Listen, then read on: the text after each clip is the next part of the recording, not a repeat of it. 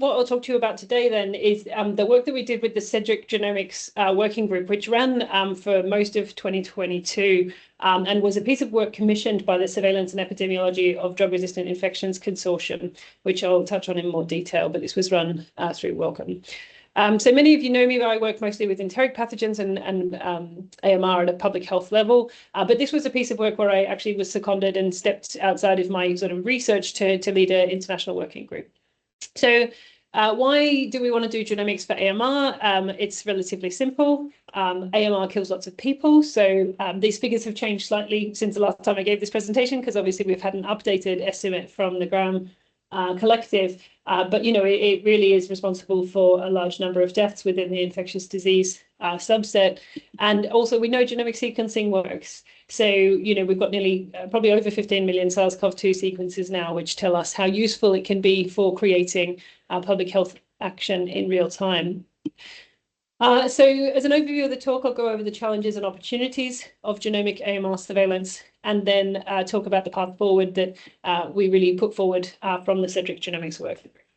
So for me, the main challenges of AMR is that it's everywhere. So it's obviously causing illness in people and making them sick, and that's, you know, essentially a kind of outcome variable that we care the most about, and that's what we're aiming to reduce. And, you know, it's making infections much harder to treat, and it's costing us, you know, just within the UK, the NHS estimate is £2 billion per year. So it's really expensive, and it's not great for morbidity mortality. But the problem with understanding and controlling AMR, of course, is that it's not just in sick people.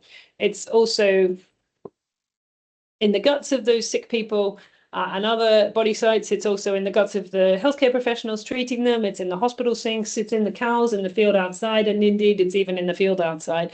And so, you know, particularly when we take a One Health approach, we're essentially extending our area of interest to all microbial life. And so it's a really challenging area to move on. But I think one of the things we learned from the COVID pandemic is that we can actually learn a lot from what happened during there, because actually we did manage to rise to this challenge of something. So we had our Pillar 1 testing, which was sick people in hospitals. We had our community mass testing and cohort studies that we looked at. We also looked at high-risk groups. You know, we targeted our screening for healthcare workers and for travellers. And then we did have, sorry, my clicker's not working very well. And we did also do integrated surveillance for some zoonotic infections, certainly in mink and things. But actually what I'm referring to here now, NARMS and PathSafe are initiatives in the foodborne disease field where we've managed to usefully use genomic surveillance for zoonotic pathogens. And so we can definitely rise to the challenge of AMR and genomic surveillance. We've also got environmental detection initiatives that we use for SARS-CoV-2, where we use wastewater and air sampling. So, you know, the other peculiar challenge is it's not just a single thing like SARS-CoV-2. We've got, you know, one pathogen that's making people sick. That's our outcome variable. But actually, there's lots of pathogens that are AMR.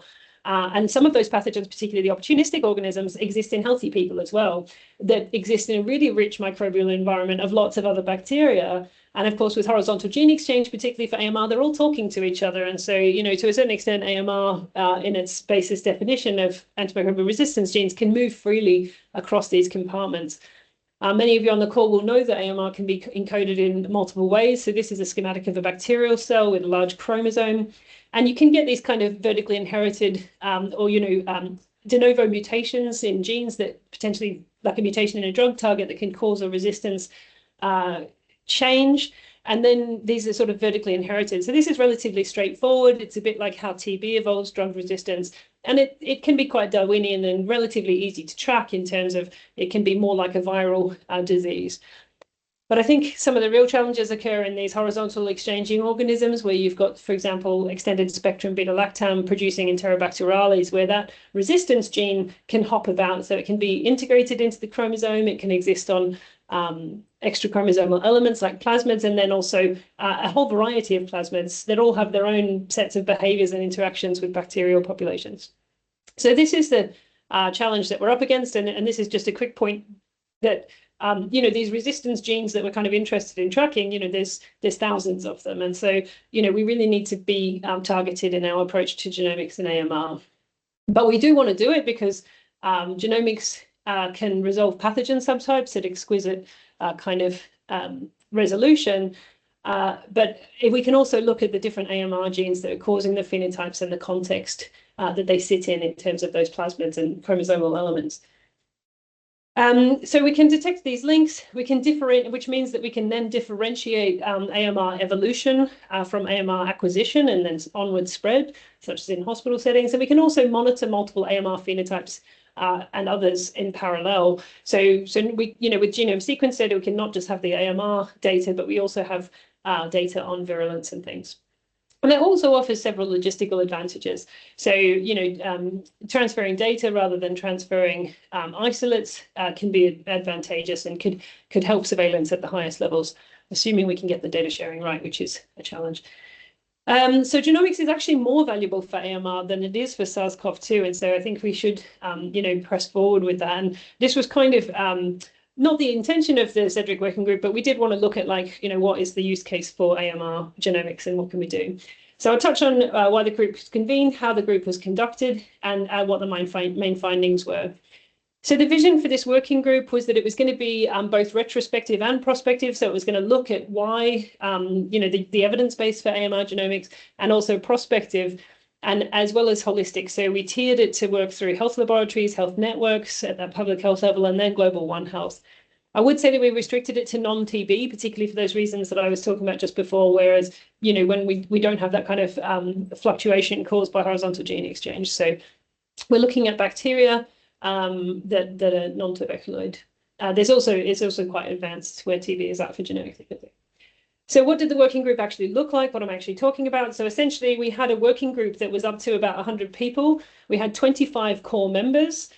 These were people from policy, as well as people who worked across different domains of those workshop series that I talked about. So that, hospital level, public health, international, and One Health, and then innovations. So we had this core group, and then we also had participants come to those to a series of four workshops that were specifically targeting those workshop domains. So you can see the hospital and infection prevention control, public health international, One Health. And then on top of that, what we did after we ran the working group, we didn't want it to be kind of just a silo. So we also sanity checked our findings. So we kind of got a short list of what we thought we had digested and synthesized in our discussions in the workshops. And we put it out to a community survey. So you might have seen this advertised on social media. And we had a further 160 respondents who commented on the findings of the group and were able to add things. And you can see the representation of where those people sort of aligned their science. And so really felt like we had the domains pretty well covered.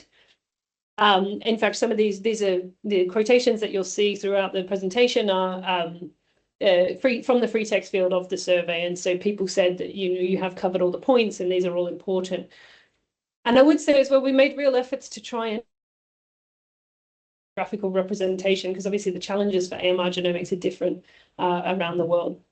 And so you can see here a map of the countries from which our participants on the left-hand side and the respondents to the survey came from.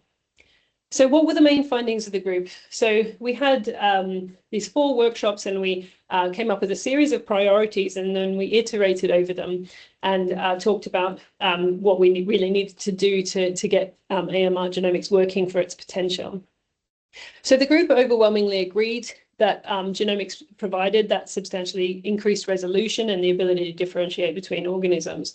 But actually, what we did feel was missing from the field potentially was like really defining a framework for use. So really clearly articulating what it could be used for in different settings. And so for some of these, so this is a real priority for us to define the framework for use. And so for some of these settings, it was really clear. So in the hospital and health laboratories, where you're sort of talking about a single health unit, it's really valuable for detecting outbreaks and infection and prevention control. We also think there's sign on the horizon for using this for clinical microbiology, and there's several initiatives now to really nail that genotype to phenotype correlation of genomics, which will absolutely push this forward.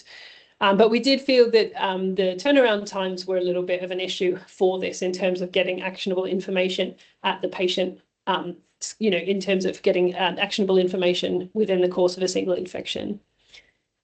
So this is just, so for each of the use cases, I'll just have a simple example. So this is a beautiful study of prospective implementation of surveillance of 4 multi-drug resistance organisms across 8 hospitals in Australia, led by Nirel Shourie and Ben Howden.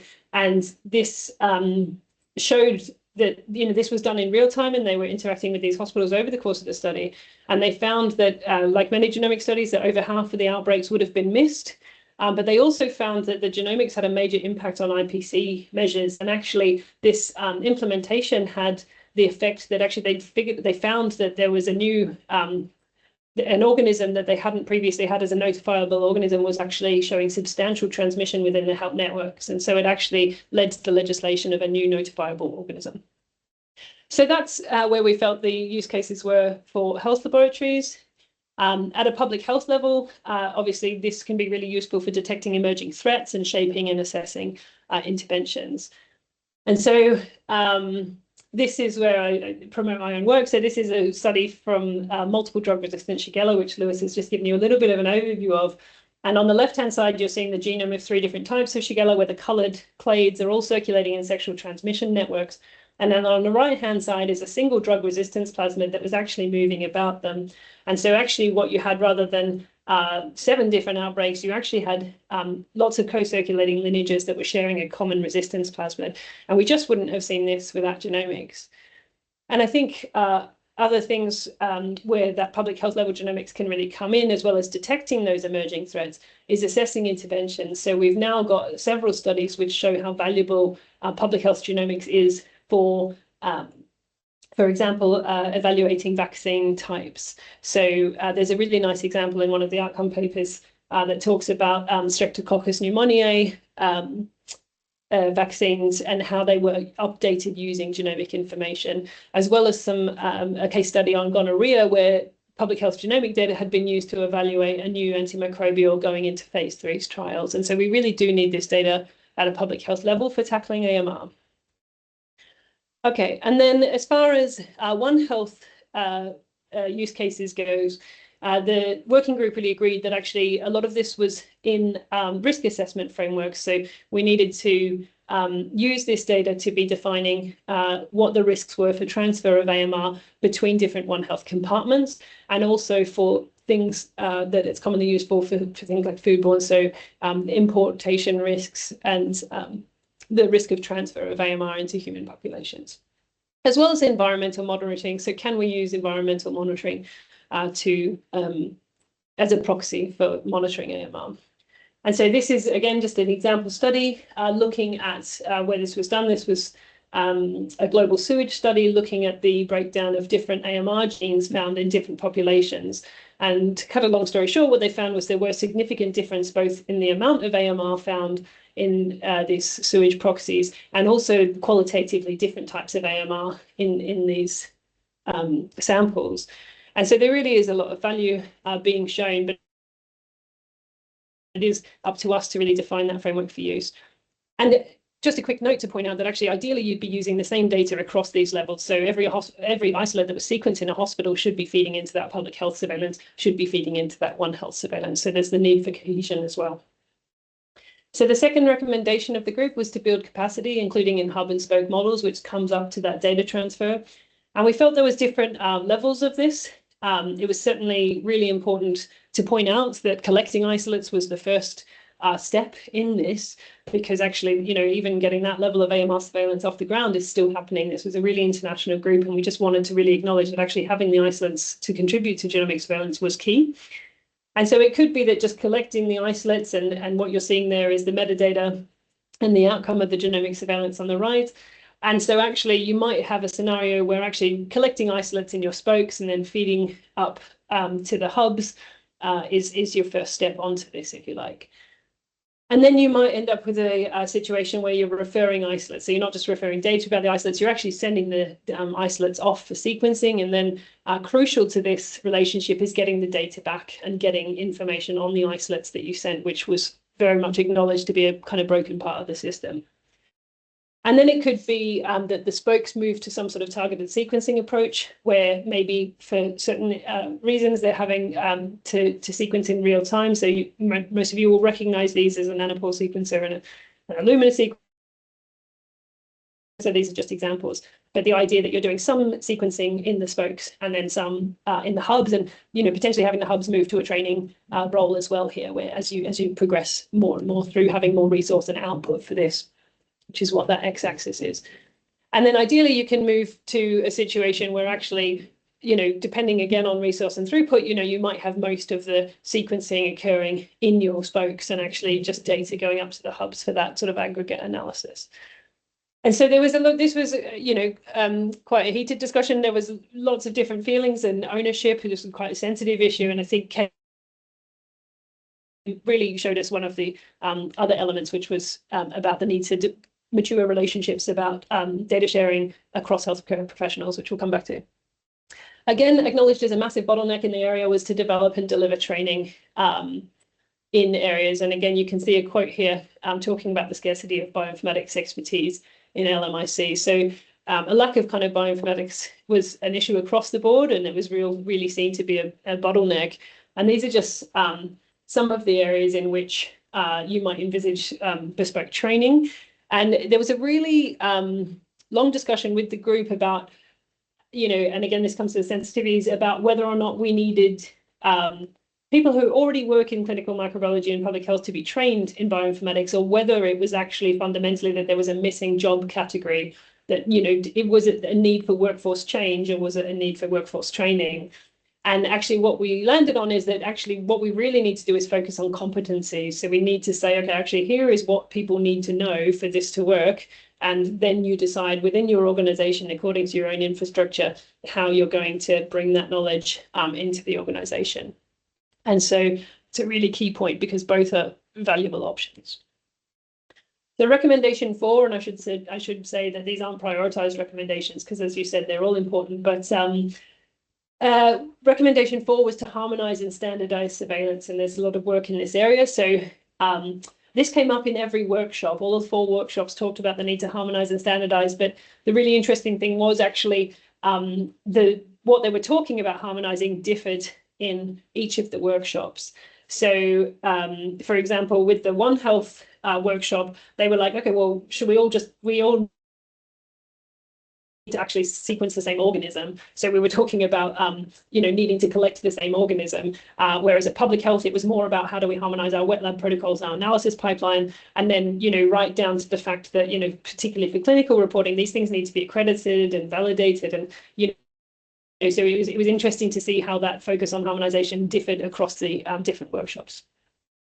And so this is just an example from the One Health workshop, showing that actually, even the sampling focus in different bins of the One Health were different. So again, we acknowledge there's a lot of really positive stuff happening in this space. So there's the Global Antimicrobial Resistance and Use Surveillance System, GLASS, which has put forward a number of organisms that should be under surveillance. And then PHAGE, the Public Health Alliance for Genomic Epidemiology, has a standards group which is doing a lot of really nice work in this space. And we also heard, again, this is from Nirel Shoy and colleagues in Australia, where they have actually managed to do some ISO certified workflows of genomic antimicrobial resistance surveillance. So we're heading in the right direction. So number 5, this was a big one, was agree data sharing and governance. So a lot of people who were on the calls had participated quite heavily in the genomic surveillance during the pandemic of SARS-CoV-2, and obviously had experienced a lot of the issues that had happened during that time in terms of inequity of surveillance, but also stigmatization. So if you're generating data on new variants and, the presence and absence of AMR genes, actually you need to decide how you're going to use that information before people will sign up for data sharing agreements, because that wasn't agreed during the pandemic, and it led to some pretty heavy consequences for certain countries. Because obviously early and open sharing is ideal, but actually you do need to agree how it's going to be shared and how it's going to be used. There was again, a lot of concern on the call about the idea of kind of data generators and data harvesters, which I think we all don't need much of an introduction to how that might go wrong for lots of countries which are producing smaller amounts of genetic data, but at a potentially much higher cost in terms of time and money. And so we need to get the agreements in place potentially before the sharing should be taking place. And so we were really encouraged right towards the end of the group. Actually, WHO came up with a global genomic surveillance strategy. And so there, again, it's something that was acknowledged and there's a lot of good work in this space. So this is probably, I think, probably the most important recommendation, although the group chose not to rank. I think what really came out of it was improved stakeholder interaction. So as soon as we got beyond, even at the single health unit, the hospital level workshop, this was still talked about, these stakeholder interactions. So actually what's really getting in the way of AMR genomic surveillance is people, is the relationships between people and the kind of governance and structure they want to work under. So even within human health, you know, there was a massive recommendation that actually even between different categories of healthcare professionals, there was a real need to communicate and cooperate across this area. It was acknowledged that ministries of health really need to initiate implementation with national reference laboratories. There needed to be better communication with industry in many facets of AMR genomic surveillance. So this include everything from improving supply chains and pricing, particularly for LMICs where a lot of support isn't available and or is extortionate, as well as getting technology that was fit for purpose and potentially, you know, available to leapfrog. So this would be something like a combined long-short read technology that could give us all that rich information we need for interpreting plasmids and things. There needed to be really good cooperation between those healthcare professionals and academics, partly because a lot of the expertise really sits in academic space. And this is such a nice thing for, you know, I feel like Target has really come in and is helping fill this void of getting those research and implementation partnerships in place. And also, you know, having the opportunity to contribute to developing and delivering training when those models are kind of decided. So we need to harmonize and standardize and maintain reporting. And one of the things that we actually acknowledged during the group is that there's a real role for clinical standards organizations to be taking a leading role really in the use of genomic AMR data for interpreting in the same way that they do with breakpoints and things now. And actually, again, really nice to see that after the group concluded this SGEM AMR initiative with UCAST that's come up to try and get those genotype to phenotype questions resolved.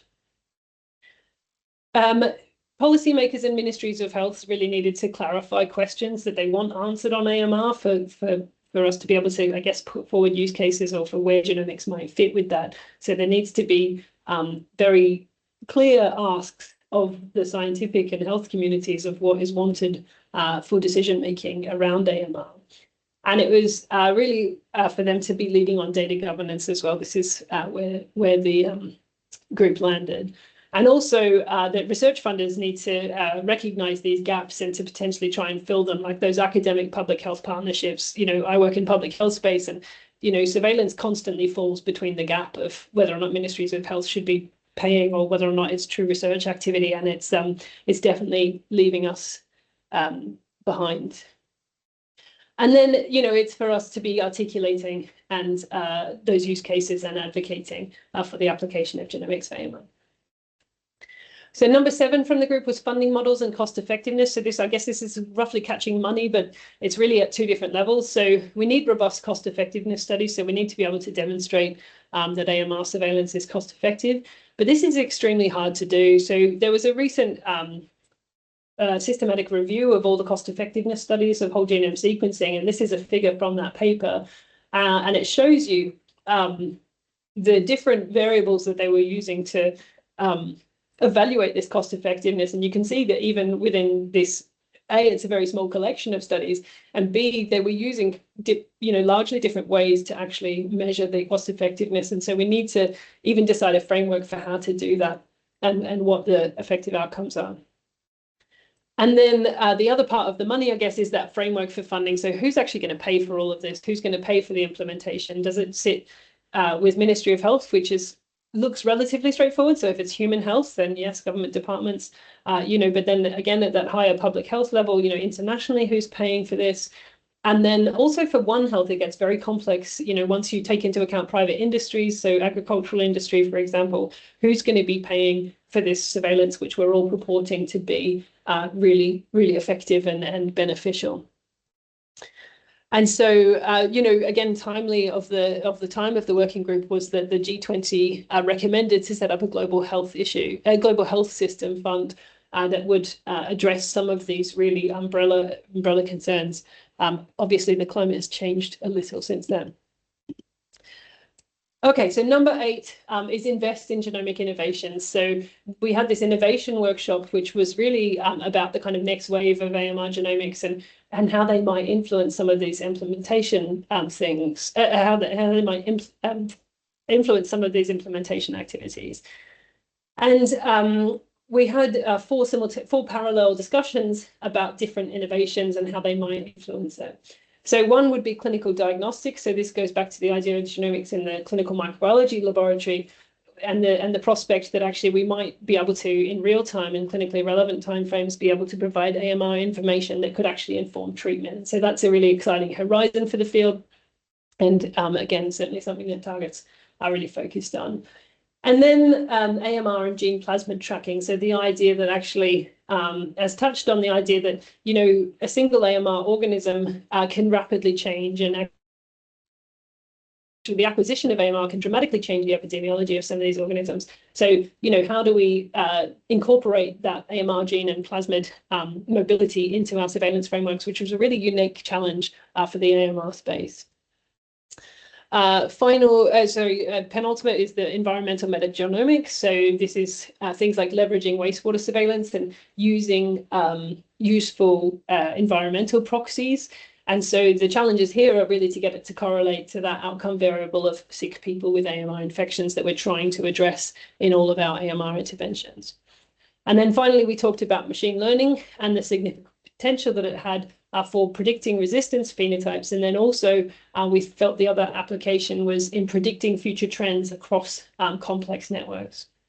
So I would say as well, the 9th recommendation from the group, which I haven't got a separate slide for, was that environmental surveillance piece. So actually making more of the ability to sample directly from the environment. So in summary, AMR is a more complex challenge than COVID-19, but I think that means that genomics can actually make more of a difference for AMR genomics. And, we need to keep doing the work to make it a reality.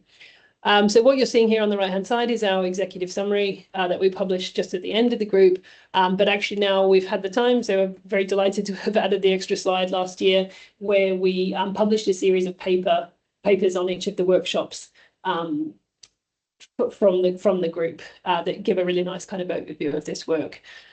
So I'd just like to finish. It always feels really weird presenting this work, because actually it was a huge amount of work from really a lot of people who gave such valuable insight into this space.